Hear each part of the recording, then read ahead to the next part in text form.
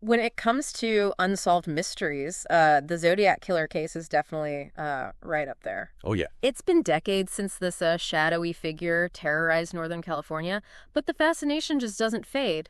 Nope. Why do you think that is? What keeps us so captivated, even after all these years? Well, I think it's the perfect storm of mystery and terror. Yeah. Unsolved murders, cryptic ciphers, taunting letters. Yeah. It's like he wanted to create a legend. Right. And in a way, he did. He absolutely did. Yeah. Speaking of legends, let's rewind back to the beginning. Okay. December 20th, 1968, a lover's lane in Vallejo. Right. For those unfamiliar, a lover's lane is a secluded spot where, well, couples go to be alone. Sadly, for Betty Lou Jensen and David Faraday, it became the scene of a brutal and seemingly random attack. Exactly. That first attack really sets the stage for the terror to come. Yeah. It's that randomness, the lack of a clear motive that's so chilling. Right. Anyone could be next. And then 6 months later, another attack. Oh, gosh. This time on Darlene Ferrin and Michael Mageau. Right. Thankfully, Mageau survived, Mm-hmm. and his testimony becomes crucial. Absolutely. Yeah. He described the attacker as stocky, maybe in his late 20s or early 30s. Okay.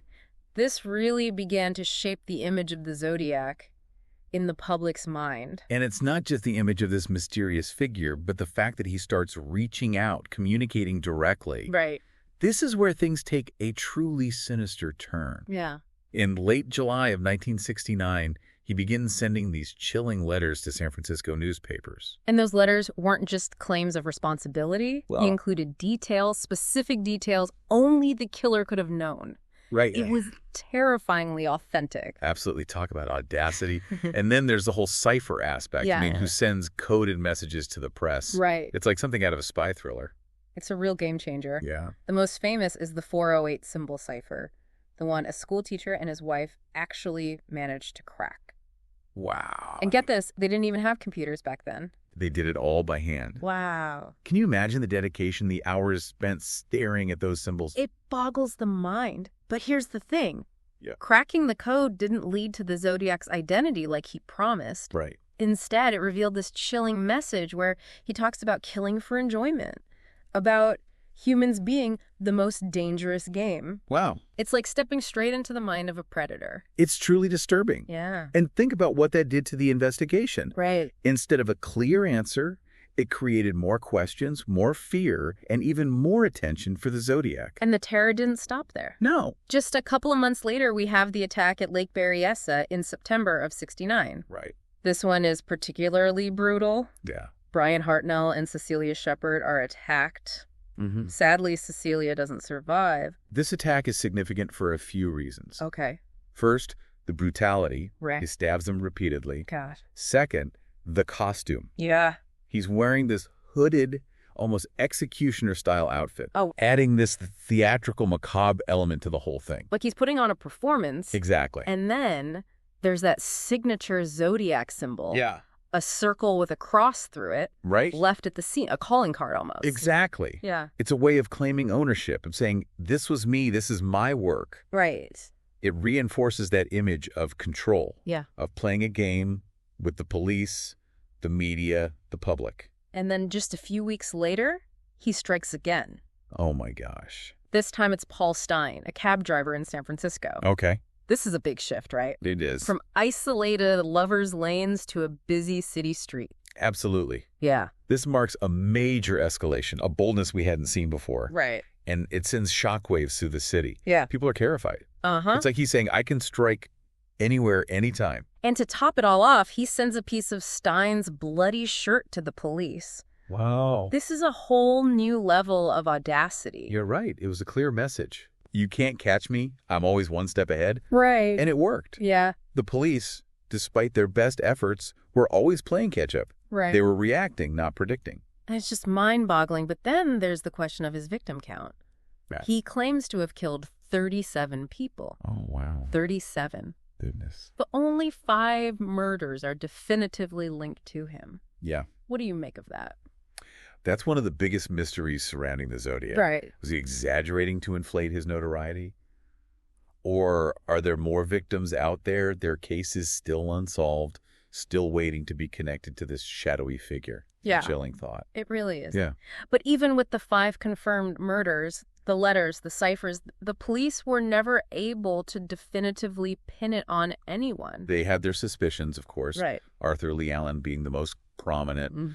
There were circumstantial links, but ultimately no conclusive evidence. So we're left with these unsolved murders, these terrifying letters, and then the ciphers. For decades, that 340-character cipher remained uncracked. Yeah. It was like a locked door teasing investigators with the possibility of answers. It was a major frustration, I'm sure. Imagine having that piece of the puzzle, potentially the key to the Zodiac's identity, but being unable to unlock its secrets. And then in 2020, a group of amateur code breakers using advanced software and techniques actually managed to crack it. It was a huge moment in the case. Yeah. A real breakthrough. Everyone thought, this is it. We're finally going to unmask the Zodiac. But the reality was a bit of a letdown. Right. More cryptic messages, more taunts. It was like he was laughing at us from beyond the grave. But wasn't there something interesting about the language used in the decoded message? That's a great point.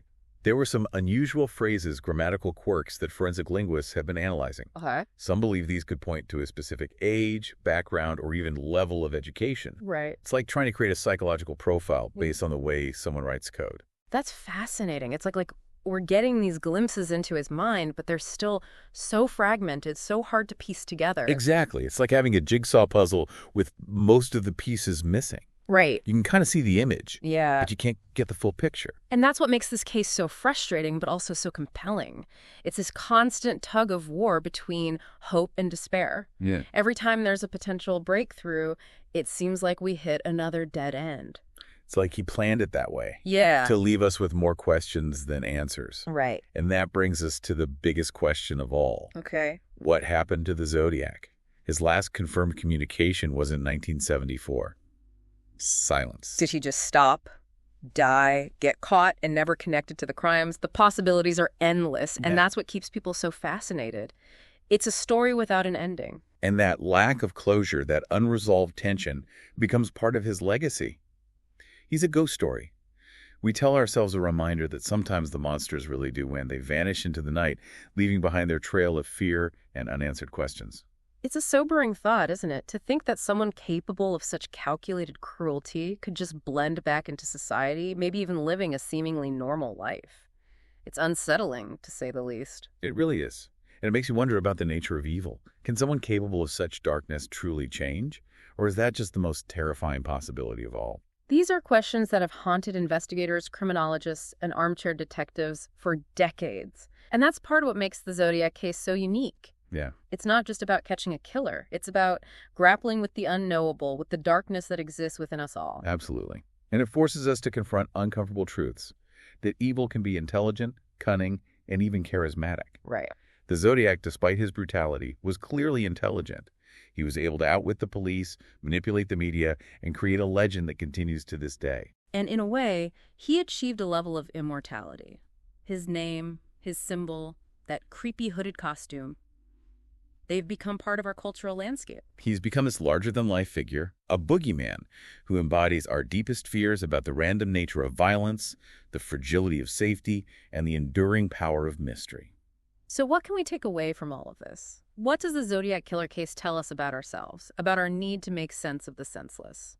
For me, it highlights the enduring power of the unknown. The Zodiac, by remaining elusive, by refusing to provide a clear motive or even a definitive identity, tapped into a deep-seated human need for answers. It's like he knew that the more questions he left unanswered, the more we'd obsess over them. The lack of a resolution becomes the resolution itself. Exactly, and that's what keeps us coming back to this case, to these cryptic letters, to these unsolved ciphers. We're driven by this desire to understand, to connect the dots, to find a pattern in the chaos. But maybe there is no pattern. Maybe that's the hardest pill to swallow, that sometimes there are no easy answers, no satisfying conclusions. And that's okay. Sometimes the search itself is more important than the destination. The Zodiac case, despite its darkness, has ignited a flame of inquiry. It's pushed forensic science, criminology, and even code breaking in new and unexpected directions. So even though he may have wanted to instill fear and chaos, he inadvertently fueled a quest for knowledge, a determination to solve the unsolvable. He wanted to be remembered as a master manipulator, a bringer of darkness, but he ended up becoming something else, entirely a catalyst for innovation, a challenge to our intellect, a puzzle that continues to fascinate and frustrate us in equal measure. And the mystery continues, doesn't it? Even though the active investigation has cooled down, there are still people out there, dedicated researchers, amateur sleuths, who are poring over every detail of this case, hoping to find that one missing piece, that one clue that will finally unlock the Zodiac's secrets. And who knows, maybe one day they will. But until then, the Zodiac remains a haunting reminder that some mysteries may never be fully solved, and that perhaps the not knowing, the unanswered questions are what keep us truly captivated. It's like a siren song, isn't it? We're drawn to the mystery, to the darkness, knowing full well that it might consume us, but we can't help but listen. It's a testament to the enduring power of the unknown. It's a human constant, this need to solve riddles. We're wired for it. But what's so fascinating about the Zodiac case is that it takes this basic human instinct and amplifies it to an almost unbearable degree. It's true. And, as we've been diving into this, I keep thinking about the ripple effects. The Zodiac case didn't just impact the victims and their families, it left its mark on society as a whole. I mean, think about how it changed the way people viewed personal safety. Suddenly, those secluded lovers' lanes weren't so romantic anymore. Absolutely. It's like he injected this sense of paranoia into everyday life. Yeah. People started looking over their shoulders, questioning their surroundings. And it wasn't just in California. The Zodiac's reach extended far beyond those geographical boundaries. He became this national, even international symbol of fear. And that fear, in turn, led to changes in law enforcement. New investigative techniques, increased emphasis on forensic science. It really pushed the field forward in a lot of ways. It was a watershed moment for criminal profiling as well. Trying to understand the Zodiac's psyche, his motives, his modus operandi, that really helped shape the way investigators approach complex serial cases today. So in a way, he left a lasting legacy on how we investigate and try to understand these kinds of crimes. He did. But there's another aspect we haven't touched on yet, the impact on pop culture. The Zodiac case has been the subject of countless books, documentaries, and even Hollywood films. Why do you think this particular case continues to resonate with creators and audiences alike? I think it's the combination of the unsolved mystery, the chilling nature of the crimes, and that almost mythical quality we've been talking about. It's like he's become a modern-day boogeyman, a figure that taps into our collective fear of the unknown. He's become a blank slate onto which we project our own anxieties and fascinations. Right, and each generation seems to find something new to latch onto. Maybe it's the ciphers, maybe it's the psychology of the killer, maybe it's just the sheer audacity of it all. And those unanswered questions fuel the imagination. It allows for endless speculation, for theories to develop and take on a life of their own. And let's be honest, a little bit of that speculation is part of the fun. It's like a giant puzzle that everyone's trying to solve. It's true. And I think that's a testament to the enduring power of mystery. We as humans are naturally drawn to the unknown. We want to make sense of the world around us, to find order in chaos. And when we can't, well, that's where things get really interesting. It's the ultimate cliffhanger. And as we've seen with the Zodiac case, sometimes the not knowing is what keeps us truly captivated. It's a mystery that continues to haunt us, to challenge us, and to remind us that some secrets may never be fully revealed. Well, you've brought us a real head-scratcher with this one. If any of our listeners are out there digging deeper into this case, we'd love to hear your thoughts. What theories resonate with you? What clues have you noticed that others might have missed? Drop us a line on our website, and maybe, just maybe, we can crack this case together. Thanks for joining us for this deep dive into the mind of the Zodiac Killer.